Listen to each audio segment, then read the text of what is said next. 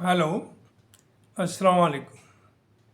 मैं शमीम अहमद अपने YouTube channel पर आप लोगों से मुखातिब हूँ। मेरा आज का टॉपिक इज़ रिगार्डिंग कि क्या बीजेपी की जो सोच है कि one nation, one constitution, one culture, one language, और अब साथ में शायद ये भी ऐड कर दिया कि विदाउट अपोजिशन, यानी अपोजिशन मुक्त भारत बनाना चाहेगी। जो कल केजरीवाल की गिरफ्तारी हुई, जो कि एक वर्किंग चीफ मिनिस्टर था, this is the first time in history of India. और देखिए, केजरीवाल एक छोटा मोटा लीडर नहीं। 2015 के इलेक्शन में out of 70 seats he got 67। उसके बाद दूसरे इलेक्शन में ही गॉट अराउंड 61 और 63 आउट ऑफ 70। तो वो थम्पिंग मेजोरिटी से आया, उसे लोगों की मैंडेट है, चीफ मिनिस्टर था। साथ साथ उसने वो डिलीवर करके दिखाया जो हिंदुस्तान की तारीख में ना आज तक कोई कर पाया, and I can assure you कि ना ही कोई कर पाएगा। चाहे वो एजुकेशन हो, स्कूल्स मॉडर्नाइजेशन, चाहे वो हेल्थ हो, ट्रांसपोर्ट हो, हर फील्ड में इलेक्ट्रिसिटी फ्री, महिलाओं को और ओल्ड सीनियर सिटीजन्स को फ्री ट्रेवल। ये जो सब कुछ केजरीवाल ने किया, वो कोई भी पार्टी की हुकूमत हिंदुस्तान में आज तक नहीं कर पाई और ना कर पाएगी। यही वजह है कि from the very beginning not only BJP, Congress भी नहीं चाहती थी कि ये कामयाब हो और इसकी हुकूमत पीसफुल्ली कुछ काम कर सके।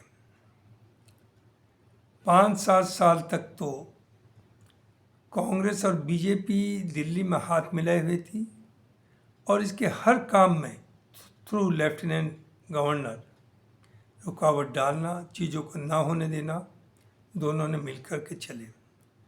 मैंने उस वक्त भी कुछ आर्टिकल्स लिखे कि इस सब करने से बीजेपी का तो फ़ायदा हो सकता है, लेकिन कांग्रेस का कोई फ़ायदा नहीं होगा। और जो हमारी आदत है, ख़ास तौर से मुस्लिम तो कहते थे केजरीवाल तो आरएसएस का है। अरे आरएसएस का होना, ये रिलीजियस होना कुछ गलत नहीं है। वो एक अच्छा इंसान और अच्छा एडमिनिस्ट्रेटर हो। तो ये सब लोगों ने ये चार्ज हमेशा, केजरीवाल बी टीम है बीजेपी की, केजरीवाल आरएसएस का है, लेकिन what Kejriwal had done nobody could do in India. तो इसीलिए वो इनकी नज़र में खटका हुआ था, और चूँकि उसे बहुत कॉर्नर कर लिया तो उसने मजबूरन इस बार कांग्रेस के साथ अलायंस किया। उसके ऊपर दबाव था कि वो कांग्रेस के साथ अलायंस ना करे, चूँकि अलायंस होने के बाद जो दिल्ली में करी है, 7 में से 7 सीट जा सकती हैं अलायंस को, जो कांग्रेस और आप पार्टी का है। रहा पंजाब, वहाँ तो अलायंस नहीं हुआ। वहाँ अलायंस करने से नुकसान था, अलायंस ना करने से फ़ायदा है, और उम्मीद है वहाँ बहुत काफ़ी इम्प्रूव करेगी आप पार्टी पार्लियामेंट के इलेक्शन में। तो इसी से घबरा करके बीजेपी ने, जबकि उम्मीद की जाती है और लोगों की सोच थी कि आचार संहिता लगने के बाद ना तो कोई एजेंसी किसी के खिलाफ काम कर सकती है, ना कोई रेड हो सकती है, ना उसके पर कोई एक्शन हो सकता है, ये सोचा जाता था। और बीजेपी ने, सेंट्रल गवर्नमेंट ने करके दिखा दिया थ्रू देयर एजेंसीज ईडी कि यहाँ सब कुछ मुमकिन है। Is in jail. लेकिन अभी लगता है, देखिए, ये खुशी की बात है कि Congress with full power and other opposition parties have come in his support, और थ्रू आउट कंट्री डेमोन्स्ट्रेशन भी हुए हैं। तो वो इतना आसान नहीं होगा। वैसे तो अभी 1 महीना पहले ही झारखंड में भी आपने ये किया, लेकिन वहाँ उन्होंने वो वर्किंग नहीं थे, रिजाइन कर दिया था, दूसरे को चार्ज दे दिया था, उसके बाद ही वेंट टू जेल। तो आप 1-1.5 महीने के अंदर 2 इलेक्टेड रिप्रेजेंटेटिव्स को, जो मासिस ने जिन्हें अलग किया, जेल में भेज रहे हैं। और कानून भी ऐसे वो गरीब यूपीए, जिसमें हर जगह होता है कि आप गिरफ्तार करते हैं, उसे बेल मिल जाती है, ट्रायल होती है, उसके बाद सज़ा होगी तो जेल जाएगा। लेकिन यहाँ कानून ये है कि उसकी बेल ही नहीं होगी जब तक कि ट्रायल पूरी ना हो, और 2-2, 3-3 साल तक ट्रायल ही शुरू नहीं करते, फिर वो सालों तक चलेगी। इसका मतलब जो एक दफ़ा अंदर चला गया वो कई साल तक अंदर रहेगा। तो ये सोचना रूलिंग पार्टी का, या जो रूल कर रहे हैं कि इससे वो लोगों को दबा लेंगे या क्रश कर देंगे, ये गलत है। वो भी आप ही के मुल्क के बासिंदा हैं, और आप सेंटर में जो गवर्नमेंट बैठी है वो सिर्फ किसी एक पार्टी की नहीं, सबकी गवर्नमेंट है। तो जस्टिस जो हो वो दिखना भी चाहिए। यहाँ जस्टिस नज़र नहीं आ रहा लोगों को। और देखिए, एक बात और है कि लोगों की पावर इतनी बड़ी पावर होती है कि वो उसके सामने कोई ठहर नहीं पाता। इंदिरा गांधी जितनी स्ट्रॉन्ग लीडर थी, एक आयरन लेडी, आप सबको पता है कि उसका क्या हुआ था इलेक्शन में। एक मामूली से आदमी ने उसे हरा दिया था। तो पब्लिक सपोर्ट होती है, पब्लिक होती है वो कित और कोई भी चीज़, कोई भी पावर ज़िंदगी भर हमेशा नहीं रहेगी, कभी ना कभी उसे हटना है। तो जो इस वक्त रूल कर रहे हैं उनकी भी फाइलें बन रही हैं।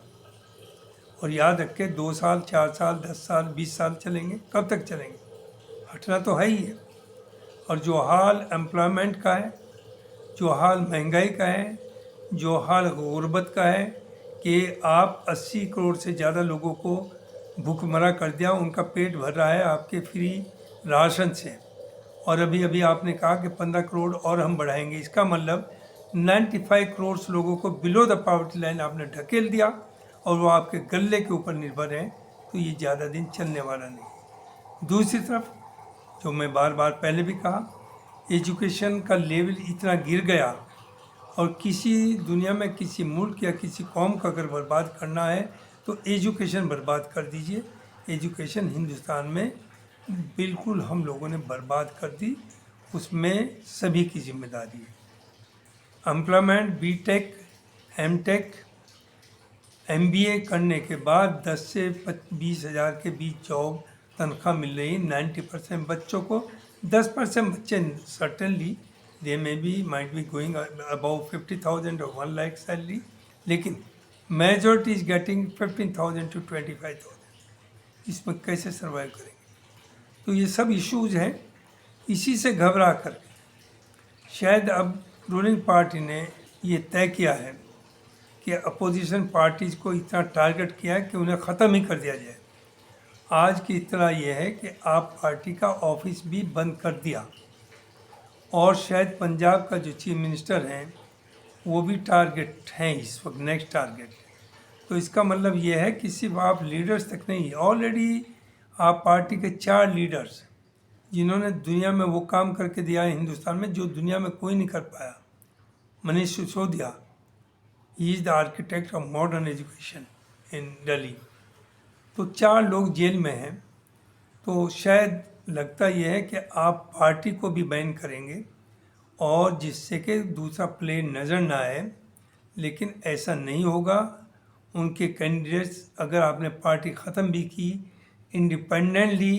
इंडिपेंडेंट के फॉर्म में खड़े होंगे, और शायद दिल्ली में आपको कोई या पंजाब में सीट नहीं मिलेगी। This is not the way. आप हम ज़ाहिर है बहुत समझदार हैं, आप मुल्क को चला रहे हैं, लेकिन मुल्क को किसी को ये फील नहीं होना चाहिए कि किसी को बहुत अच्छा ट्रीटमेंट है और किसी को बहुत बुरा ट्रीटमेंट है। वही अगर एक करप्ट अजीत पवार हैं, they are so many cases like that, कि अगर वो आपकी पार्टी में आ जाते हैं, रूलिंग पार्टी के साथ आ जाते हैं, अलायंस कर लेते हैं, तो उनके खिलाफ जो केस हैं वो भी विड्रॉ हो जाते हैं, जो इनिशिएट करे वो भी ख़त्म हो जाते हैं, और अगर आप अपोजिशन में हैं तो आपके यहाँ ईडी की रेड्स होती हैं। तो यही मुझे कहना है कि जो आप पार्टी के साथ हुआ, मायावती तो जाहिर है, मायावती जो लोग उम्मीद कर रहे थे कि आ जाएगी इंडिया में आचार संहिता के लगने के बाद, तो उसने तो ले लिया है। उसने तो अब तो कोई सवाल ही नहीं उठता कि वो ये हिम्मत करेगी केजरीवाल का हाल देख करके। और वैसे भी मायावती है no support, Kejriwal is the, उसके पास मैंडेट है लोगों की, उसे लोग पसंद करते हैं, उसे प्यार करते हैं। उन्हें लोगों को पानी दिया, बिजली दी, दवाई दी, हेल्थ दी, एजुकेशन दी, क्या नहीं किया उसने, और पंजाब में भी करके दिखा दिया थोड़े दिन के अंदर। तो देखिए, जो ये दबाने की नीति है, या जो जिस तरह से काम हिंदुस्तान में हो रहा है अपोजिशन को ख़त्म करने का, ये बहुत दिन चलने वाला नहीं है, और लोग एक ना एक दिन इसके खिलाफ खड़े होंगे। और कोई भी पार्टी ये भी याद रखे, जो भी रूल हो, चाहे वो कांग्रेस हो, चाहे समाजवादी हो, चाहे वो बीएसपी हो, अगर जो भी पावर में है वो बहुत लंबे टाइम तक पावर में नहीं रहता। पावर हमेशा जाती है और नए लोग आते हैं, और वही लोग जिन्होंने पावर का मिसयूज किया उन्हें फिर भुगतना पड़ता है। जहाँ तक आप पार्टी के लीडर्स का मामला है, मैं समझता हूँ गलती सबसे हो सकती है, उनकी पॉलिसी गलत हो सकती है। पॉलिसी में क्या हुआ, उन्हें एक शराब का एक कानून बनाया, 100 करोड़ उन्हें किसी ने डोनेट किया, वो डोनेशन उन्हें यूज़ किया इलेक्शन में, वो तो बीजेपी को भी, वही जिसने उन्हें डोनेट किया, ताज्जुब के बाद उसी ने बीजेपी को भी डोनेट किया है। तो केस कैसे बन गया? और डोनेशन गलत नहीं, एहताज जो है, ये जो बॉन्ड का भी मामला चल रहा है, वो सिर्फ ये है कि देयर शुड बी ट्रांसपेरेंसी। लोगों को पता होना चाहिए किस ऑर्गेनाइजेशन ने कितने बॉन्ड लिए और किस पार्टी को कितना पैसा दिया, बस ट्रांसपेरेंसी रहा। बॉन्ड लेना या इलेक्शन फंड्स में पैसा देना, इसमें कोई गलत नहीं है। ये पूरी दुनिया में इलेक्शन फंड दिया जाता है, इंडिया में हमेशा दिया गया, जो कांग्रेस का टाइम था उसमें भी दिया गया, हर रीजनल पार्टी को भी दिया गया। सिर्फ यहाँ जो डिमांड थी कि क्या ये नाजायज़ है, हाँ वो होना चाहिए, विलिंगली लोग दे, नाजायज़ दबाव बना करके नहीं। यहाँ तो ये निकल के आ रहा है कि आज आपके यहाँ रेड हुई, उसके बाद 2 हफ्ते बाद आपने 100 करोड़ दे दिए, उसके बाद वो केस ख़त्म हो गया। या आज आप पे रेड हुई, आपने 1000 करोड़ दे दिया, उसके बाद आपको 1 लाख करोड़ के ठेके मिल गए, उसमें आपने उसका 100 गुना कमा लिया। This is wrong. Otherwise bond लेना या इलेक्शन फंड में देना कोई गलत नहीं है। तो देखिए, हालात बहुत अच्छे नज़र नहीं आ रहे। 2024 के इलेक्शन में बहुत सोच समझ करके वोट कीजिए और अच्छे लोगों को लाइए। वो अच्छे लोग बहुत से, ऐसी बात नहीं कि सब इंडिया के जो भी हैं वो सब अच्छे ही हैं, उसमें भी गलत हो सकते हैं, और एनडीए के भी कुछ कैंडिडेट्स बहुत अच्छे हो सकते हैं। जैसे मैं हमेशा बार बार कहा, गडकरी जी जो हैं, गडकरी जी वो लीडर है बीजेपी के, आरएसएस बैकग्राउंड है, कि जिन्हें सब लोग पसंद करते हैं। माइनॉरिटीज़ के लोग भी उन्हें पसंद करते हैं, मुस्लिम भी पसंद करते हैं, ईसाई भी पसंद करते हैं, चूँकि उन्होंने काम करके दिखाया, ईमानदारी के साथ किया, डेवलपमेंट किया, रोड्स को देखी जो शानदार, ब्रिज क्या नहीं किया। तो ये मुझे कहना है कि केजरीवाल एक ऑनेस्ट लीडर हैं, वो काम करने वाले लीडर हैं, और लेट अस प्रे फॉर कि उनकी ज़मानत जल्दी से जल्दी हो और वो अपने काम पर वापस लौटें और इलेक्शन में कैंपेन को भी वो लीड करें। This is what I want to say. Thank you very much.